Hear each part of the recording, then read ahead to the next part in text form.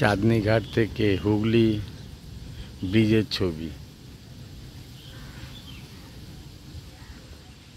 সামনে পুরনো ব্রিজ আর পেছনে নতুন ব্রিজ দেখা যাচ্ছে। নতুন ব্রিজের হাইটটা বেশি।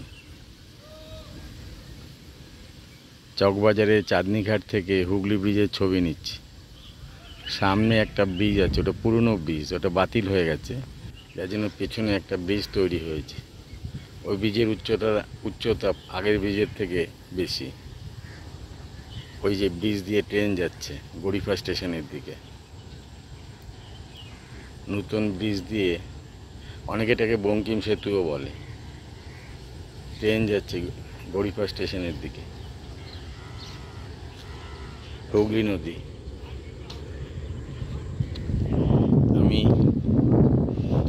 চাঁদনী ঘাটের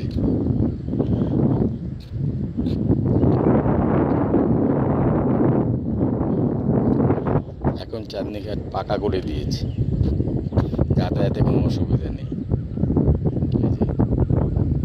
ঢালাই করে কমপ্লিট করে দিয়েছে, অতএব যাতায়াতের কোনো অসুবিধা নেই।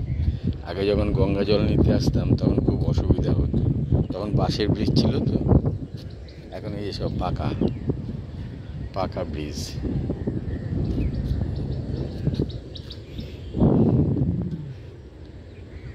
এই যে ওপারে যেখানে যাবে সেটাও বেশ বাঁধিটা দিয়ে দিয়েছে। এই যে গঙ্গা নদী, এটাকে হুগলি নদীও বলে অনেকে।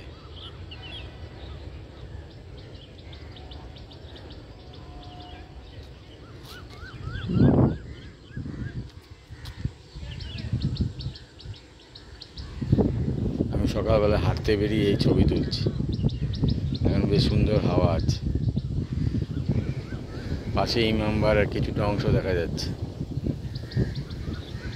ইমামবাড়ার চূড়া দেখা যাচ্ছে। ওই কলসি রয়েছে, ওটা ইমামবাড়ার চূড়ো।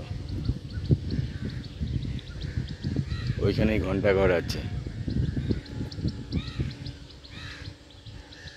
3টে ঘন্টা আছে। একটা সম্ভবত একটা 40 মণ, একটা 60 মণ, একটা 80 মণ।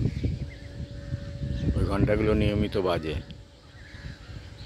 সামনে গাছপালা থাকায় ওই ঘন্টাঘরগুলো দেখা যাচ্ছে না, শুধু মাথার যে কলসিগুলো রয়েছে সেই কলসি দুটো দেখা যাচ্ছে। ওপারে গড়িফা।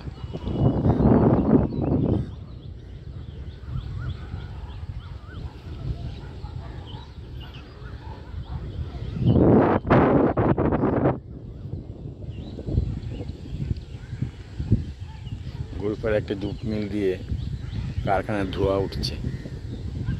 পাশে সবচেয়ে বড় জুট মিল, নামটা এখন আমার মনে পড়ছে না। দাঁড়িয়ে আছি, বেশ ভালো হাওয়া বইছে, বেশ ভালোই লাগছে। সকালবেলা হাঁটতে বেরিয়ে আমি চাঁদনী ঘাটে এসেছি এবং ছবি তুলছি। খুব ভালো লাগছে।